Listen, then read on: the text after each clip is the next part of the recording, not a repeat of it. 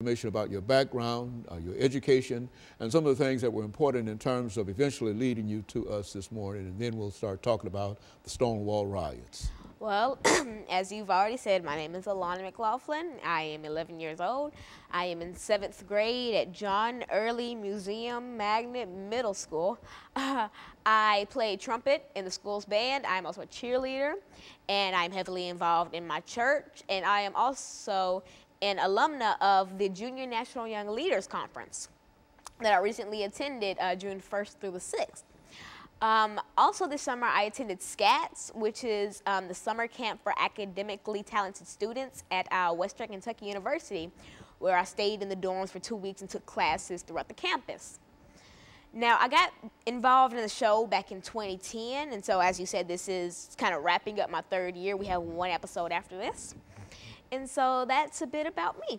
Very good. And Alana, let me tell you that the information that we want you to give us this morning is, as we indicated, purely information that you're bringing forth to us and that we had absolutely nothing to do. I'm presenting what we might call a disclaimer in terms of what you're about to deliver to us. But to start us off by talking about the movement itself, the Stonewall Riots, and events that are associated with that riot. Well, as you said earlier, this is an unusual topic. The reason I decided to talk about this, actually to talk about the Stonewall Riots, was because I previously missed all of your June tapings for the show, and I originally had planned to talk about Stonewall because the anniversary of Stonewall is June 28th. And so when I was at Western Kentucky, I missed it. And so I was like, well, even though it's a little bit after the anniversary of it, I should still talk about it and get it out there, because not a lot of people know what really started the LGBT movement here in America. It started with these riots, this series of riots. And so basically the Stonewall Riots were a series of spontaneous violent demonstrations by members of the gay community against a police raid that took place in the early morning hours of June 28th, 1969 at the Stonewall Inn in Greenwich Village, which is a neighborhood in New York City.